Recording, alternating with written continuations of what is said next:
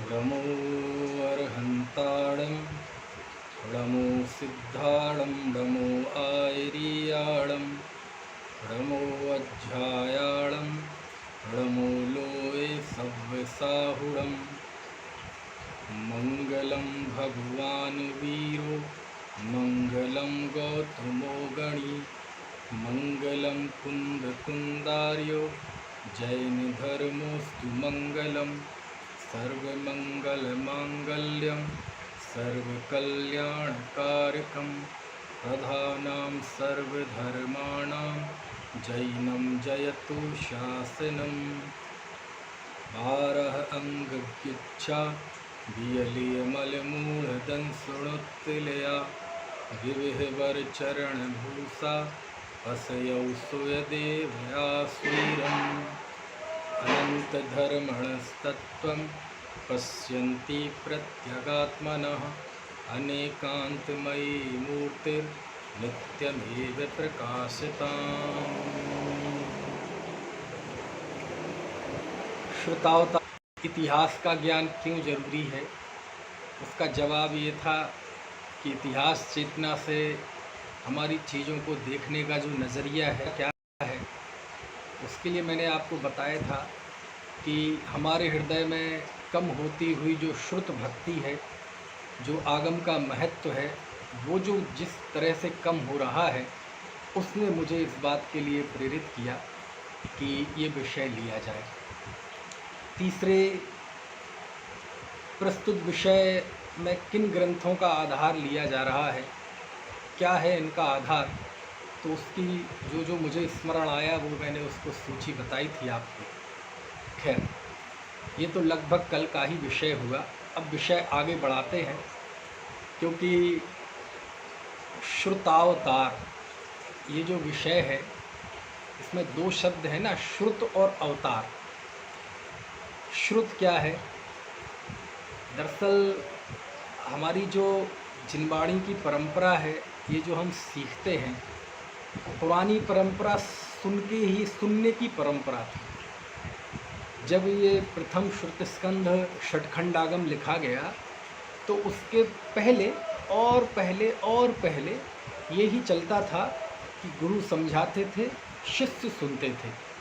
तो ये श्रुति परंपरा से ही ये मोक्ष मार्ग चलता था। गणधर आचार्य ने जब द्वादशांग की रचना की, गौतम स्वामी ने, तो उन्होंने भी भगवान महावीर की दिव्य ध्वनि सुनकर उन्होंने द्वादशांग की रचना की, और उन्होंने सुनकर ही दूसरों को ज्ञान दिया। बाद में बहुत सारे केवली हुए, श्रुत केवली भी हुए, 11 अंग है ना, और 14 पूर्वी के पाठी हुए। तो वो कोई पढ़ के नहीं हुए, वो भी सुन के ही एक विशिष्ट प्रतिभा के द्वारा हुए। तो कहने का आशय ये है कि पुराने समय में ज्ञान बहुत होता था, समझने की, चीज़ों को याद रखने की शक्ति ज़्यादा हुआ करती थी, तो लिखने की कोई ज़रूरत ही नहीं पड़ती थी, तो सुनकर ही चलता था। तो भगवान की वाणी को द्वादशांग में गूथा, वह भी सुनकर गूथा। उन्होंने अपने शिष्यों को दिया, तो शिष्यों ने भी उसे सुनकर ही ग्रहण किया। और धरसेन आचार्य तक की परंपरा, इस श्रुति परंपरा से ही ज्ञान चलता रहा। तो उसका पूरा इस जिनवाणी का नाम ही पड़ गया श्रुत। श्रुत मतलब सुना गया, लेकिन किसके द्वारा सुना गया? गणधर आचार्य के द्वारा सुना गया, है ना। दूसरा, अवतार क्यों कहा ऐसे? श्रुतावतार, अवतार की जो परिकल्पना है दुनिया में, वह तो हम नहीं मानते, क्योंकि लोक में जो हम दूसरे दर्शन है, उसमें जो अवतारवाद की परिकल्पना है, वह तो ये है कि भगवान ही इस ज़मीन पर, इस धरती पर, संसार में जन्म लेते हैं। क्यों लेते हैं? तो उसके कारण है, जब जब धर्म की गिलानी होती है, पाप बढ़ता है, तो पापियों के नाश के लिए, धर्म के उत्थान के लिए, है ना, और साधुओं की रक्षा के लिए वह भगवान अवतार लेते हैं। क्योंकि अवतरण का अर्थ ही होता है नीचे आना। तो भगवान जब नीचे आते हैं, उतरते हैं, तो उसे अवतरण कहते हैं और उन्हें ही अवतार कहते हैं। चूँकि जैनेतर दर्शनों की एक कल्पना है, जैन दर्शन में तो अवतारवाद को स्वीकार नहीं किया गया है, क्योंकि हमारे यहाँ भगवान जब एक बार है ना वीतरागी सर्वज्ञ और सिद्ध हो जाएं तो फिर वह दोबारा संसार में आते नहीं हैं। फिर भी अवतार शब्द का दुनिया में महत्व बहुत है ना। दुनिया में अवतार शब्द को के नाम पे लोगों को एक भक्ति आती है, मन में एक रोमांच हो जाता है। तो अवतार शब्द के साथ जो भक्ति, जो प्रभाव, जो गरिमा जुड़ी हुई है, उसके कारण हमारे यहाँ भी अवतार शब्द का प्रयोग करते हैं। तीर्थंकरों को भी अवतार कहते हैं, है ना। भजन सुना होगा आपने, लिया प्रभु अवतार जय जयकार। खैर पहले और भी जगह आया है। तो अवतार शब्द के साथ जो महिमा जुड़ी हुई है, उस कारण से अवतार शब्द का हमारे यहाँ भी एक बहुमान के अर्थ में, गौरव के अर्थ में इस्तेमाल करते हैं। इसका कोई तकनीक अर्थ भगवान अवतार लेते हैं उस अर्थ में नहीं।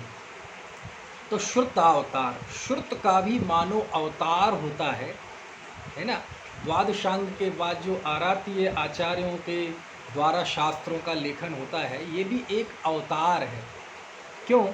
क्योंकि जैसे भगवान जमीन पर उतरते हैं तो मानो ये जो हमारा आगम है, ये शास्त्र है, ये मानो भगवान ही प्रकट हुए हैं।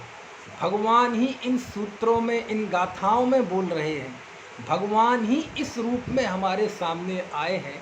इस बहुमान के लिए हम इस आगम को भी कहते हैं अवतार, श्रुतावतार, है ना।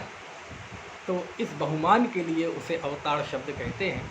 और चूँकि भगवान का ज्ञान जो गौतम स्वामी ने अपनी शक्ति के अनुसार उसे ग्रहण किया और उसे फिर द्वादशांग में निबद्ध किया और फिर आचार्यों के द्वारा लिपिबद्ध वो हुआ, तो ये भी एक तरह से केवल ज्ञानी का ज्ञान गणधर आचार्य तक आया, गणधर आचार्य से बाकी आचार्यों तक आया, है ना। फिर उनके बाद आरातीय आचार्य श्रोद्धर आचार्य ने उसे लिपिबद्ध किया। तो ये ज्ञान ऊपर से लेके नीचे तक आता गया और सौभाग्य से हम सबके हृदय में आ रहा है। तो इसी का नाम है अवतरण। इसलिए इस विषय को हमने नाम दिया है श्रुतावतार, है ना। श्रुतावतार नाम से 2 ग्रंथ भी हैं, एक आचार्य इंद्र नंदी का और एक विबुध श्रीधर का। चलिए हम फिर से वापस उसी विषय पे आते हैं कि जब अवतार की बात चल रही है तो हमें इसको बहुत पुराने समय में जाना पड़ेगा। और कल के व्याख्यान के आखिरी के समय में मैंने आपको बताया था कि एक कल्प काल में एक उत्सर्पणी और एक अवसर्पणी होती है। वर्तमान में अवसर्पणी काल चल रहा है और इस अवसर्पणी काल के 6 भेद हैं। सुषमा सुषमा, सुषमा सुषमा दुष्मा, दुष्मा सुषमा, दुष्मा और दुष्मा दुष्मा। अभी 5वां काल चल रहा है जिसे दुष्मा कहते हैं। तो पहले 3 कालों तक तो भोग भूमि होती है।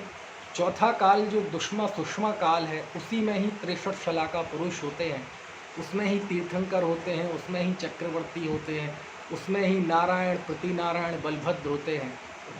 इसके बाद जब 5म काल आता है दुष्मा काल, इसमें ये सब नहीं होते, तीर्थंकर नहीं होते, केवली नहीं होते।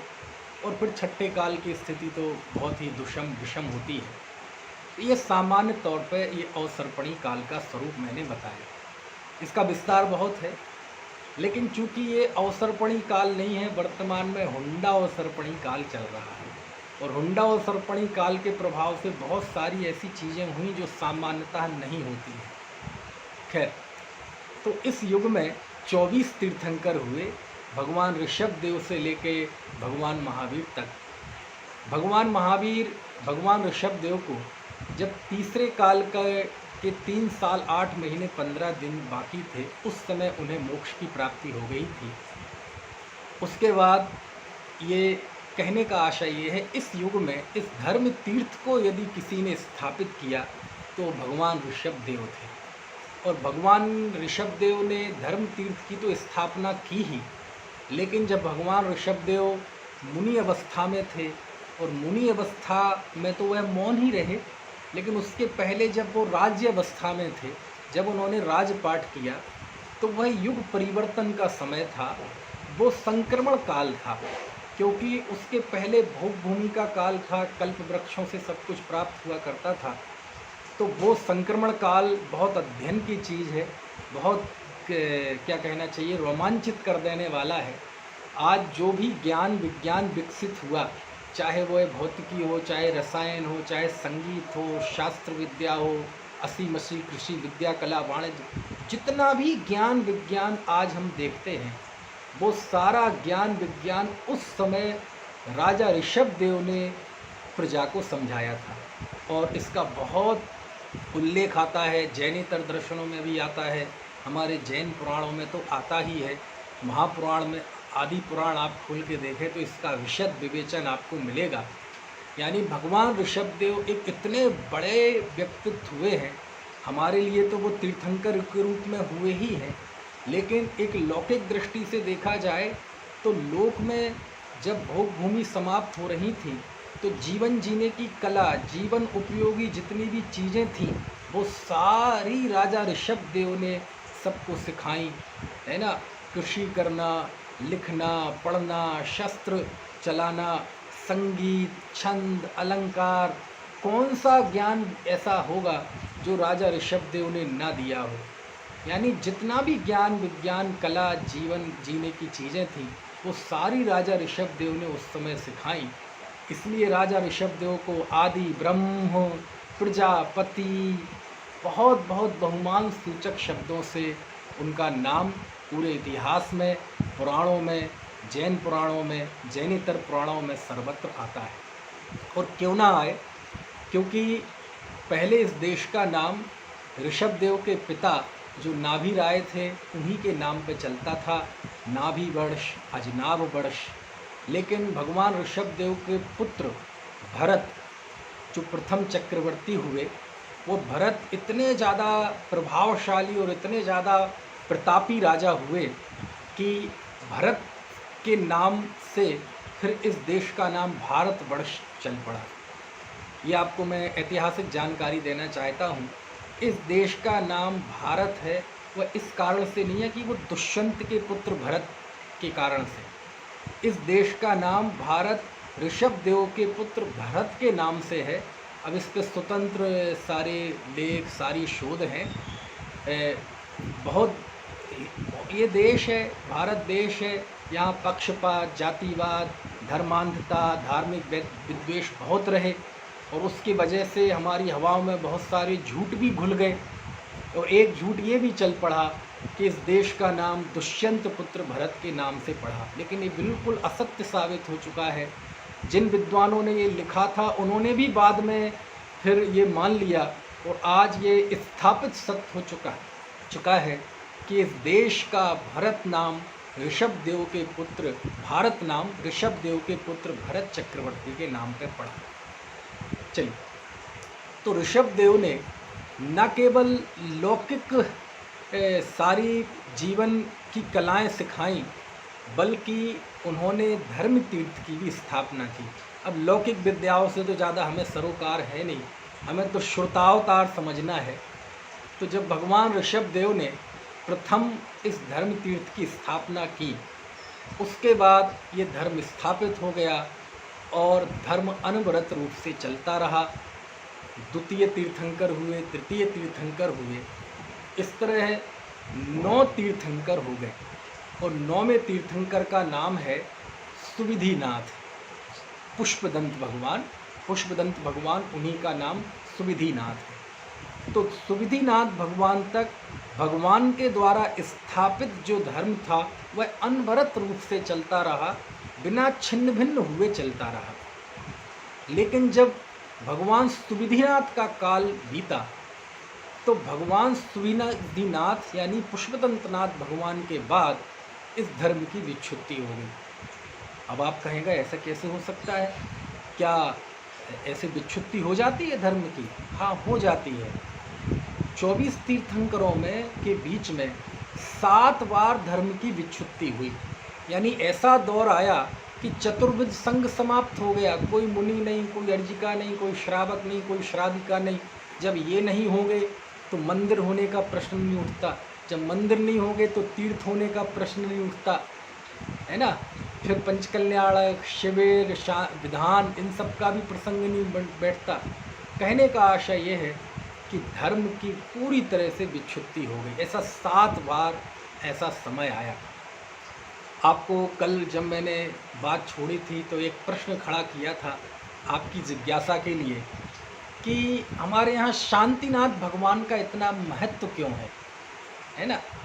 आखिर आमतौर पे तो लोग, क्योंकि हमारे यहाँ तीर्थंकरों में भी कुछ तीर्थंकर ही थोड़े से ज़्यादा हिट हैं, जिनका ज़्यादा नाम चलता है। जैसे सबसे पहले हैं भगवान आदिनाथ इसलिए क्योंकि वो पहले थे। भगवान महावीर का नाम इसलिए ज़्यादा क्योंकि वो अंतिम थे, है ना। उन्हीं के शासनकाल में हम सब हैं। इसके अलावा 22 तीर्थंकरों में 2-3 तीर्थंकर हैं जिनका नाम बहुत ज़्यादा चलता है। जैसे नेमिनाथ भगवान की ख्याति वो पशुओं का बंधन क्रंदन राजुल की वजह से, वरना 24 तीर्थंकर तो एक से ही है ना। सभी एक से ही महान है ना। और आज तो वर्तमान में सभी सिद्ध हैं, है ना। और एक नाम चलता है पार्श्वनाथ भगवान का इसलिए क्योंकि उनके साथ जो उपसर्ग आदि की कथाएं और घरणेन पद्मावती और सांप और कमठ आदि की कथाएं जो जुड़ी हैं, उसकी वजह से पार्श्वनाथ का बहुत ज़्यादा नाम है। क्योंकि उनको ऐसा कहते हैं क्योंकि वो रक्षा करते हैं, है ना। एक नाम और ज़्यादा चलता है, वो है शीतलनाथ भगवान का। क्यों? क्योंकि दुनिया में ऐसी मान्यता है, लौकिक मान्यता, कि वो जो चेचक रोग हो जाता है, वो जो माता निकल आती है, तो जैनेतर लोग उसकी शांति के लिए, उसे ठीक करने के लिए, अंधविश्वास है, किसी शीतला माता को जल चढ़ाते हैं। तो हमारे जैनियों को भी चिंता हुई, तो बोले वहाँ ना जाएं जैनी लोग, तो 24 तीर्थंकरों में कुछ ढूंढो। तो उन्होंने खोज की और पता चला एक शीतलनाथ भगवान है। तो बोले शीतलनाथ भगवान की आराधना करो, जिससे तुम्हारे ये ठीक हो जाएंगे चेचक। तो ऐसे बहुत सारी चीज़ें हैं जिस वजह से कुछ 4-5 तीर्थंकर ही हमारे ज़्यादा लोकप्रिय हैं, जिनकी चर्चा होती है ना। बाकी आज अनंतनाथ की कौन बात करता है, धर्मनाथ भगवान की कौन बात करता है, पुष्पदंतनाथ भगवान की कौन बात करता है, अनंत, है ना। और सुमतिनाथ को कौन कहता है। ये तो जहाँ 24 ही तीर्थंकर की प्रतिमाएं होती हैं, 24 ही, वहाँ इनका आ जाता है ना। तो इसी लिस्ट में एक नाम है शांतिनाथ भगवान। शांतिनाथ भगवान का जो आज लोकप्रियता है वो अलग कारण से है।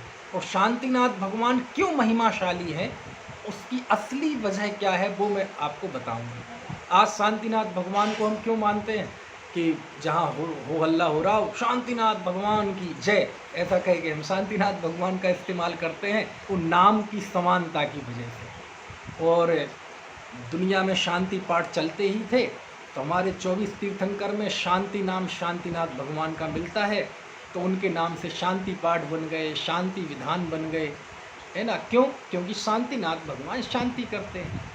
अच्छा, मेरा इस बीच आप प्रश्न है, शांतिनाथ भगवान शांति करते हैं, बाकी 23 तीर्थंकर शांति नहीं करते। पार्श्वनाथ रक्षा करते हैं, बाकी 23 तीर्थंकर रक्षा नहीं करते।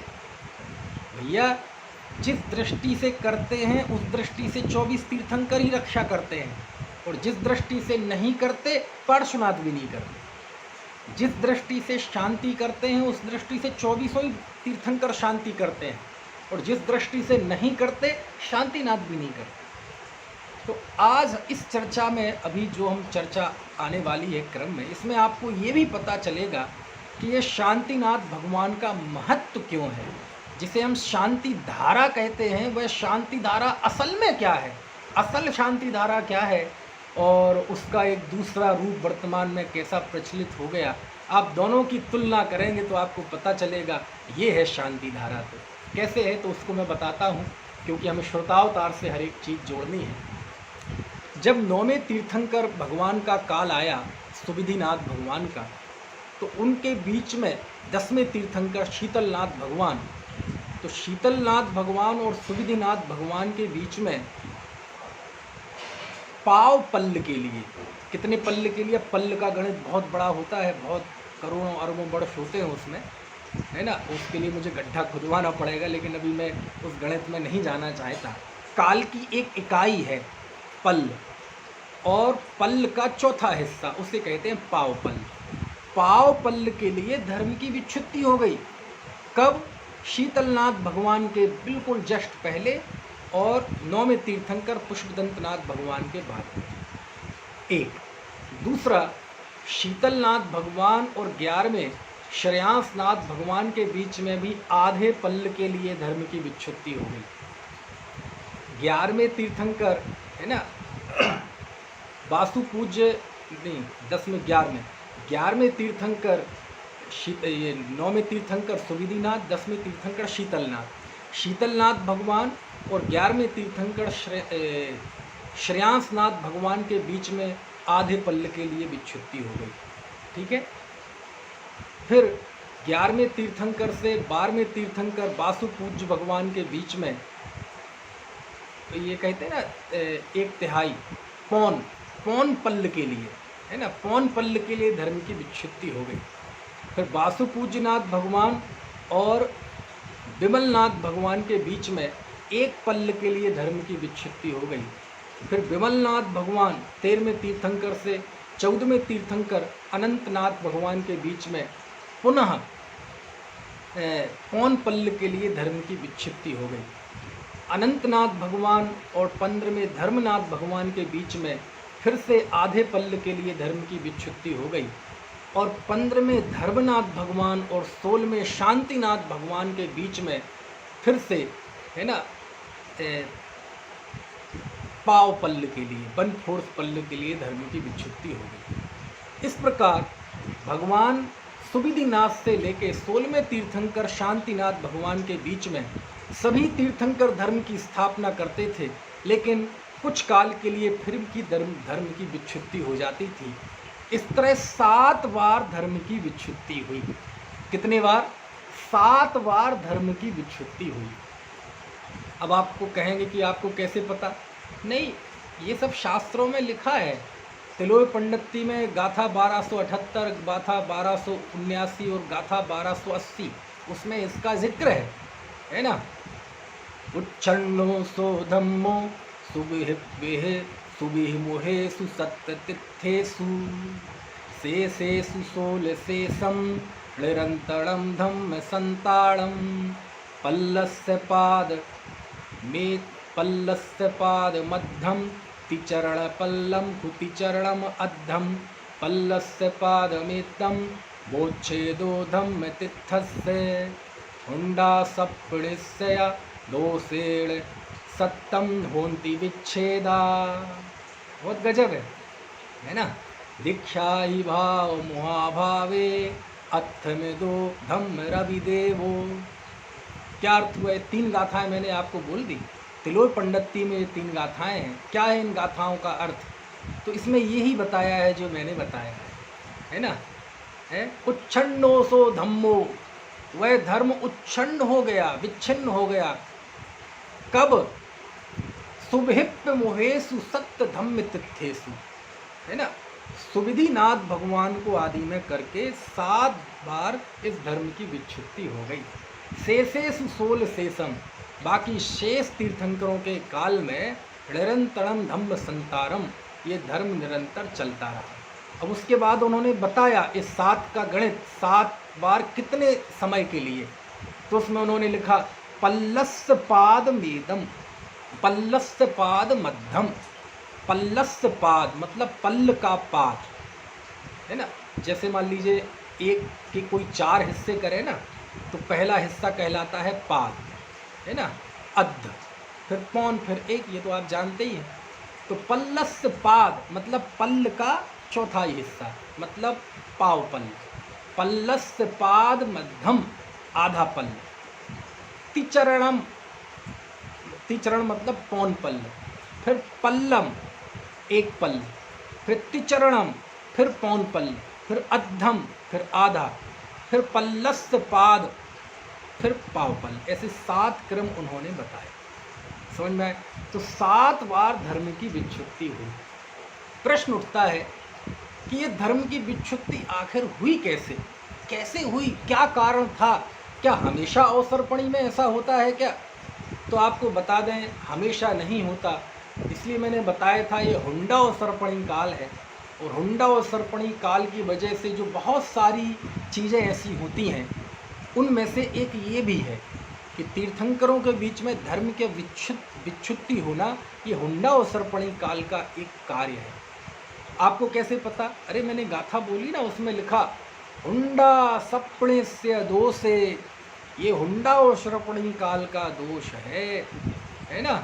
सत्यम होन्ति विच्छेदा, कि यह सत्य धर्म का विच्छेद हो जाता है। और है ना, दिखादि मुहाभावे अथ में दो धम्म रवि देव, बड़ा मतलब दुख सा है इस पंक्ति में कि इस तरह दीक्षादि भाव, चतुर्विध संग, दीक्षा, इन सब का अभाव होने से अथ में दो धम्म रवि देवो, धर्म रूपी सूर्य देव अथ में दो मतलब अस्तमित हो गया। देखना, आप कभी खोल के देखना, मैंने जो गाथाएं बोली हैं, 3 गाथाएं तेलुगु पंडिती में, गाथा 1278, 1279 और 1280, तो वहाँ ये वर्णन है। बाद में फिर परंपरा से सब जगह आया है ना कि 7 बार धर्म की विच्छुत्ति हुई। किस कारण से? बोले हुंडा और सरपणी काल में ऐसा ही होता है। हुंडा और सरपणी काल के जो प्रभाव हैं, उसकी जो सूची आचार्यों ने दी है ना, वो बहुत लंबी सूची है ना। तो भगवान ऋषभदेव तीसरे काल में मोक्ष चले गए, ये भी हुंडा और सरपणी काल का प्रभाव है। शांतिनाथ, कुंथुनाथ, अरनाथ भगवान कई पदवी के धारी हुए, 3 पदवी के धारी हुए। उसमें कामदेव तो चलो अलग कर दो, चक्रवर्ती भी हुए और तीर्थंकर भी हुए, ये भी हुंडा और सरपणी काल का प्रभाव है। महावीर का जीव तीर्थंकर भी हुआ और त्रिपृष्ठ नारायण भी हुआ, तो एक ही काल में, मतलब ये सब हुंडा और सरपणी काल के प्रभाव हैं।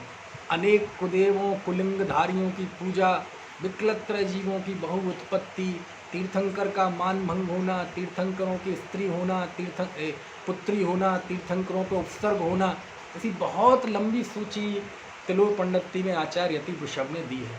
उनमें से एक ये भी है कि धर्म की विच्छुत्ति होना, ये भी अवसर्पणी काल का प्रभाव है 7 बार। लेकिन अब बहुमान की बात, 16वें तीर्थंकर शांतिनाथ भगवान जब हुए, उनके द्वारा जब धर्म तीर्थ की स्थापना हुई, तो उसके बाद यह धर्म का चक्र कभी रुका नहीं और 24 तीर्थंकर के काल तक ये अनवरत रूप से चल रहा है। समझ में आया ना? तो और उसके बाद तीर्थंकर तो नहीं हुए, लेकिन उसके बाद सामान्य केवलियों ने, श्रुत केवलियों ने, आचार्यों ने, सब ज्ञानियों ने उस धर्म को, उस धर्म की बातों को, उस धर्म के स्वरूप को आज तक पूरी गरिमा के साथ जीवित रखा है। तो आज जो कुछ हमें तत्व ज्ञान प्राप्त हुआ है, ये शांतिनाथ भगवान से प्राप्त हुआ है, क्योंकि उसके पहले तो धर्म की विच्छुत्ति हो चुकी थी। तो शांतिनाथ भगवान ने जब धर्म की स्थापना की, तो आज तक वह धर्म के सूत्र टूटे नहीं। शांतिनाथ भगवान ने जिस धर्म की गंगा को पुनः जीवित किया, वह गंगा आज तक अविच्छिन्न रूप से चल रही है। वह शांति भगवान के द्वारा स्थापित हुई ही शांति धारा, धर्म धारा, वह आज तक टूटी नहीं है। तो भगवान शांतिनाथ का दर्शन, भगवान शांतिनाथ का बताया है रत्नत्रयी मार्ग, ये आज तक है। इसका नाम है शांति धारा। इसका नाम क्या है? शांति धारा। और ये शांति धारा है असल में। अब आप बताओ, आप में से कितने लोगों को ये पता था? कुछ लोगों को पता होगा, क्योंकि मैं ऐसा कोई दम नहीं भरता कि मैं कोई बहुत ताज्जुब वाली बात बता रहा हूँ। सब शास्त्रों में है, लेकिन क्या करें, हम देखते ही नहीं हैं। तो इसलिए शांतिनाथ भगवान का महत्व है। आज जो हमारे पास सब कुछ है ना, ये आदिनाथ का नहीं है, ये अजितनाथ का नहीं है, ये शांतिनाथ भगवान का है। शांतिनाथ भगवान ने जब धर्म को स्थापित किया, तो वह अनवरत रूप से बिना क्षति पहुँचे वह चल रहा है। इसलिए शांतिनाथ भगवान, इसलिए तो शांति धारा होनी ही चाहिए। शांति धारा मतलब शांतिनाथ भगवान ने जो शांति का उपाय बताया, रत्नत्रय रूप, उसको तो हमारे अंदर होना चाहिए, 24 घंटे होना चाहिए। तो ये है। अब बाकी शांतिनाथ भगवान के नाम पे जो जो चलता है, वो सब कभी आप मुझसे अलग से पूछना, तत्वार सूत्र पे मेरे व्याख्यान चल रहे हैं, उसमें इन सब चीज़ों का मैंने वर्णन किया है, चित्रण किया है। शांति धारा क्या है, शांति धारा से जुड़े हुए अज्ञान, मिथ्यात्व और शांति धारा है ना जो है, वो सारी चीज़ें, तो वो सारी चीज़ें हैं। क्यों? क्योंकि वर्तमान में जो शांति धारा का प्रचार प्रसार हो रहा है, कभी किसी ने शांति धारा का ये जो मूल अर्थ है ये बताया है? शांति धारा तो एक क्रिया है। देखो, भगवान का अभिषेक करना, तो क्रिया में तो कोई अज्ञान होता नहीं, वो तो एक भक्ति का जरिया है। हम भगवान के को छू सकें, उनके सन्निकट हो सकें, उनके निकटवर्ती हो सकें, क्योंकि हम जब उनके निकटवर्ती होते हैं तो हमें एक ऊर्जा मिलती है, हमें एक ज्ञान वैराग्य की शक्ति हमारे अंदर विकसित होती है।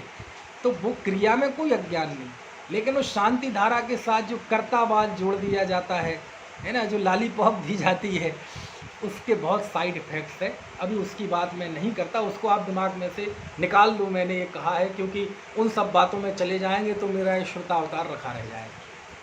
तो इस तरह शांतिनाथ भगवान ने स्थापित किया, और उसके बाद 24वें तीर्थंकर भगवान महावीर तक अनवरत रूप से ये श्रुति की धारा चलती है। जब भगवान महावीर को मोक्ष हुआ तो उस समय चौथे काल के 3 साल 8 महीने 15 दिन शेष थे, यानी 5वां काल आने में 3 साल 8 महीने 15 दिन बाकी थे। दुष्मा सुषमा काल पूरा होने में भगवान महावीर को मोक्ष की प्राप्ति हो गई। इस तरह भगवान महावीर अंतिम तीर्थंकर हुए, और तब से तीर्थंकरों का विरह हो गया।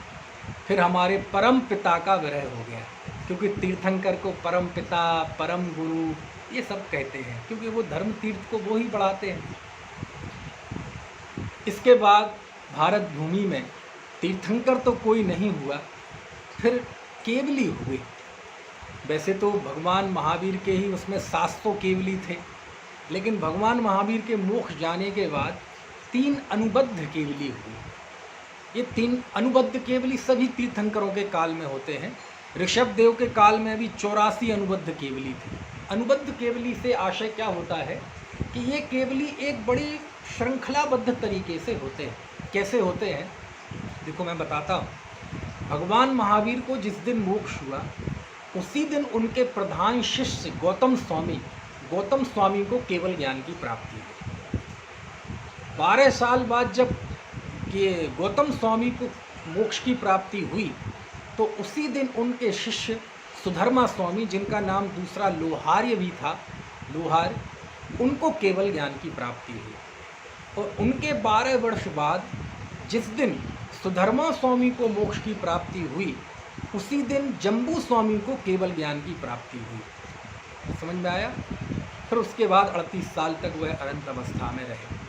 तो ये कहलाते हैं अनुबद्ध केवली, यानी पीछे को मोक्ष हुआ और अगले शिष्य को, उनके जो प्रधान शिष्य थे, उन्होंने केवल ज्ञान की प्राप्ति की, है ना। तो इनको कहते हैं अनुबद्ध केवली, एक श्रृंखलाबद्ध तरीके से हुए।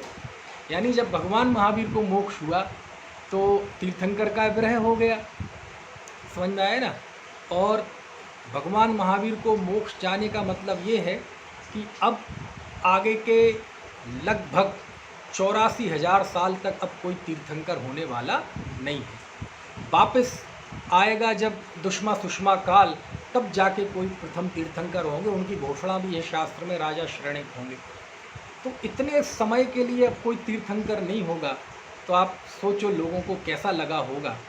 वहाँ भगवान महावीर को मोक्ष हुआ, उनका निर्माण हुआ, जिसके प्रसंग में हम दीपावली मनाते हैं, और उसी तभी केवल ज्ञान की प्राप्ति कर ली। किन्होंने? गौतम स्वामी ने। यानी तीर्थंकरों ने जो कार्य छोड़ के गए थे, ये धर्म के प्रचार प्रसार का, धर्म की प्रभावना का, है ना, उसको केवल ज्ञान प्राप्त करके गौतम स्वामी ने थाम लिया। और गौतम स्वामी ने जिस दिन मोक्ष हुआ उसी दिन उनके शिष्य सुधर्मा स्वामी ने थाम लिया। सुधर्मा स्वामी को मोक्ष हुआ तो जम्बू स्वामी ने थाम लिया। तो ये जो एक श्रृंखला चली, इसलिए इनको कहते हैं अनुबद्ध केवली। क्या बोलते हैं इन्हें? अनुबद्ध केवली। खैर, समय ने करवट ली युग थोड़ा और बदला, है ना, और केवलियों का भी विरह हो गया। ये 3 अनुबद्ध केवली तो हुए। एक केवली का और जिक्र आता है तिलोय पंडिती में, श्रीधर केवली जिन्हें कुंडलगिरी से मोक्ष हुआ, लेकिन चूंकि वो अनुबद्ध केवली में नहीं थे इसलिए उनका ज़्यादा नाम नहीं है। केवलियों का भी विरह हो गया। तो भगवान महावीर के मोक्ष जाने के 62 सालों में ये 3 अनुबद्ध केवली हुए। ठीक है, इसके बाद केवलियों का विरह हो गया। उसके बाद श्रुत केवली हुए। श्रुत केवली तो पहले भी थे, भगवान महावीर के काल में ही 300 श्रुत केवली थे।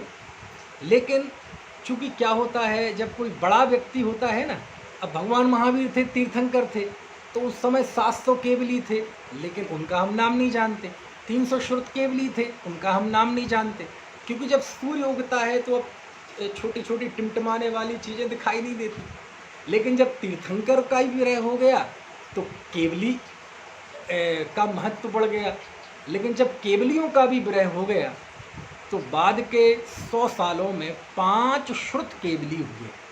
अब हमारी उस श्रुत परंपरा से जुड़ने वाली है हमारी लिंक, ध्यान रखना आप, है ना। 5 श्रुत केवली हुए 100 सालों में, है ना। विष्णु नंदी, नंदी मित्र, अपराजित, गोवर्धन और भद्रबाहु, ये 5 श्रुत केवली हुए। श्रुत केवली किन्हें कहते हैं? गौतम स्वामी ने जिन द्वादशांग की रचना की थी, है ना, उस द्वादशांग का जिन्हें ज्ञान होता है वह श्रुत केवली कहलाते हैं। अभी हमने आपको कह दिया द्वादशांग, आपने सुन लिया, और हम बोलते भी हैं द्वादशांग में जिनवाणी माता की जय। अरे रे रे, अभी मैं आपको आगे आएगा द्वादशांग का स्वरूप बताऊंगा, आपके रोंगटे खड़े हो जाएंगे कि द्वादशांग है किस चिड़िया का नाम, है ना। एक एक अंग में कितने कितने पद होते हैं और एक पद में कितने अक्षर होते हैं, आपको सिहरन दौड़ जाएगी शरीर में। ये द्वादशांग का स्वरूप क्या है, श्रुत केवली का स्वरूप क्या है। श्रुत केवली इतना अधिक ज्ञान होता है उनका कि शास्त्र में लिखा है कि केवली और श्रुत केवली में बस इतना ही फर्क होता है कि केवली को सब कुछ प्रत्यक्ष है और श्रुत केवली को सब कुछ परोक्ष है। प्रत्यक्ष और परोक्ष को गौण कर दिया जाए तो केवली और श्रुत केवली में कोई फर्क नहीं है। आप सोच लो, श्रुत ज्ञान की वह उत्कृष्ट अवस्था श्रुत केवली, कितना ज्ञान होता होगा उनको, समझ में आया ना। है क्या बताया, अभी आएगा वो क्रम से, बहुत रोमांच कर देने वाला है जब मैं आपको द्वादशांग श्रुत का विषय बताऊंगा। एक एक अंग कितना बड़ा है वो बताऊंगा। एक, क्योंकि जैसे मान लीजिए आचार अंग है, उसमें 18,000 पद हैं, तो 18,000 पद में पद मतलब क्या, पद यानी क्या। 18,000 पद तो हमने जान लिया, लेकिन पद यानी क्या, तो मैं बताऊंगा आपको, जिज्ञासा पैदा कर रहा हूँ, है ना। मैंने भी पढ़ा तो मुझे भी मेरा भी दिमाग बिल्कुल एकदम से दंग रह गया था कि पद इतना बड़ा होता है। द्वादशांग का स्वरूप आप देखेंगे तो सच में क्या करें हम सब इतने, जब ये जैन धर्म हम बड़ेकों के हाथ में आ गया ना, व्यापारियों के हाथ में, तो व्यापारी व्यक्ति को व्यापार 2 के 4 करना, रुपए पैसे कमाना, सोना चांदी, है ना, इसी में ही काम रहता है। तो उन्होंने कभी ध्यान ही नहीं दिया, है ना। ये तो हमारे 24 तीर्थंकर क्षत्रिय हुए, है ना, बाद के केवली, है ना, प्रायः क्षत्रिय हुए। और हमारी जो आचार्य परंपरा है, आचार्य परंपरा में देखना ज़्यादातर आचार्य देखना सब भगवान महावीर के 11 के 11 गणधर ब्राह्मण थे, है ना, अनेक शिष्यों को पढ़ाने वाले, और उन्होंने ब्राह्मण तो छोड़कर दीक्षा अंगीकार की, सम्यक की प्राप्ति की और गणधर बने। बाद की जो हमारी आचार्य परंपरा में उसमें बहुत आचार्य ऐसे थे, कोई क्षत्रिय थे, कोई ब्राह्मण थे, वो सब जैन धर्म में कन्वर्ट हुए, क्योंकि जैन धर्म कोई जाति का नाम तो है नहीं, है ना।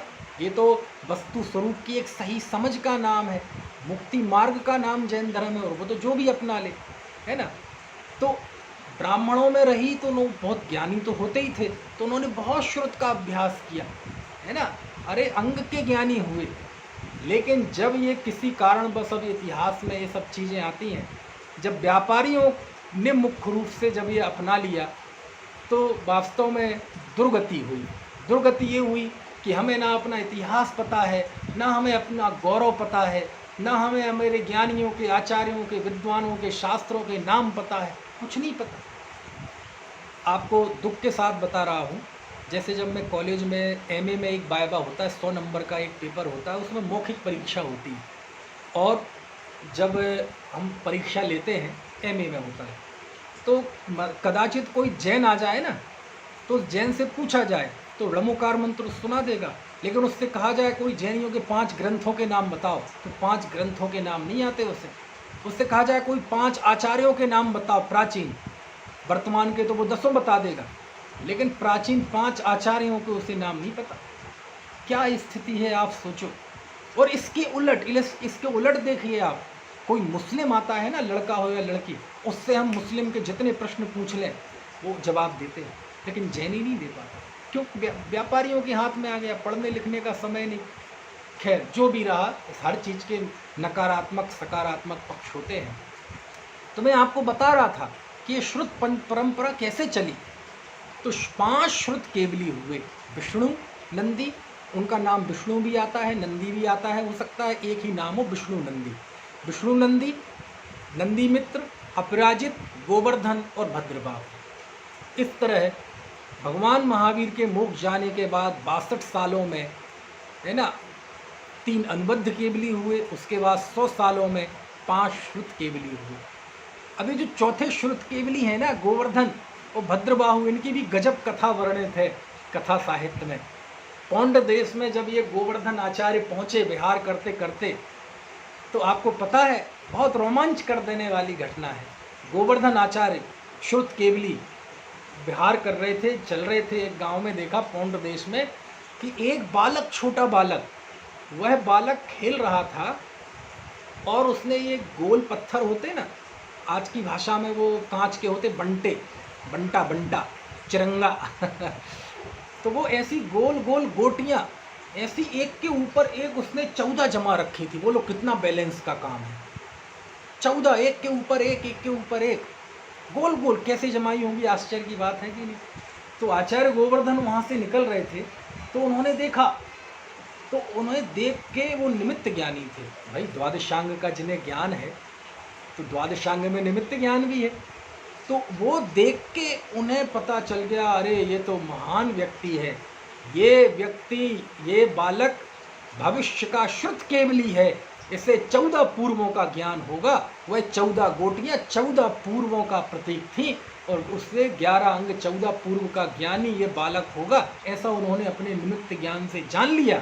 और उन्होंने उसे उनके परिवार वालों से मांग लिया, और वो चले गए, और वह बालक दीक्षित हुआ, और फिर भद्रबाहु आचार्य बना, पंचम श्रुत केवली वह बालक। खैर इसके बाद और समय बीता, क्योंकि आपको पता है ये अवसर्पणी काल है, हुंडा अवसर्पणी काल है।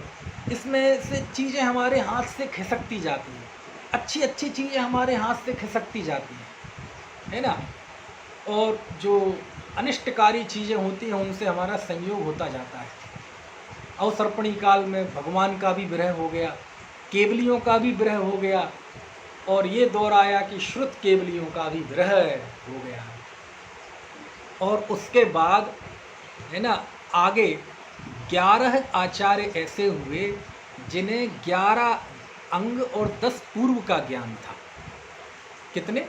11 अंग तो पूरे पूरे, और 12वां जो अंग, वो 12वां अंग बहुत बड़ा है, बताऊंगा मैं। 11 अंग तो सब मिला दो तो बहुत छोटे हैं, और 12वां अंग अकेला इतना बड़ा है कि 11 अंग से भी लगभग 26 गुना बड़ा अकेला 12वां अंग है। और 12वें अंग में जो पूर्व होते हैं, 14 पूर्व, वो 14 पूर्व भी इतने बड़े हैं कि उसके आगे पूरे 11 अंग और बाकी इतने भेद बहुत थोड़े हैं। समझ में आए? बताऊंगा। लेकिन तो उन 14 पूर्वों में 11 अंग और 10 पूर्व के 11 अंग और 11 पूर्व के ज्ञानी, ऐसे 11 आचार्य हुए। कितने हुए? 11 आचार्य हुए। कौन कौन से? 11 अंग 10 पूर्व के ज्ञानी। अब उनकी लिस्ट है शास्त्रों में। आचार्य विशाखाचार्य, प्रोष्ठिलाचार्य, क्षत्रिय आचार्य, जयसेन, नागसेन, है ना, मैं नाम भूल रहा हूँ थोड़े, 11 आचार्यों के नाम हैं ना, जयसेन, नागसेन,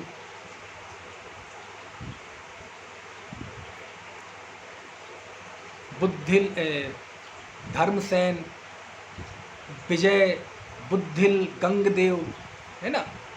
ऐसे 11 आचार्य हुए हैं। 11 आचार्यों के नाम देखो यहाँ मिलते हैं मुझे, तो मैं आपको पढ़ के बताता हूँ। 11 आचार्य, चलो यहाँ नहीं है, तो ये 11 आचार्य हुए, जिसमें सबसे पहले विशाखाचार्य थे और अंत में धर्मसेनाचार्य थे। तो ऐसे 11 आचार्यों को 11 अंग और 11 पूर्व का ज्ञान था।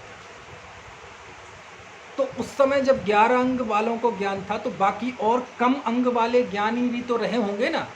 हाँ होंगे, लेकिन वही बताया ना कि जब बड़ा कोई होता है तो छोटे का नाम छुप जाता है। समय ने फिर करवट ली और फिर बाद में, है ना, 5 आचार्य ऐसे हुए जिन्हें 11 अंग का ज्ञान था, है ना, है ना। नक्षत्राचार्य, जयपाल आचार्य, पांडु आचार्य, ध्रुवसेन आचार्य और कंसाचार्य, ऐसे 5 आचार्य। और ज्ञान कम हुआ, फिर बाद में 4 आचार्य ऐसे हुए जिन्हें केवल आचारांग का ज्ञान था, केवल एक अंग का ज्ञान था। उसमें 4 आचार्य, सुभद्राचार्य, यशोभद्र, यशोबाहु और लोहाचार्य। यहाँ तक की परंपरा, अंग ज्ञानियों की परंपरा शास्त्रों में वर्णित है। ठीक है। और अब इसमें थोड़ा काल में थोड़ा सा ट्विस्ट है, 2 मत हैं, लेकिन चूंकि मैं घड़ी देख रहा हूँ, समय हो गया है। अब इसके आगे की परंपरा जो है, श्रुत परंपरा, वो मैं आपको कल बताऊंगा। अभी का समय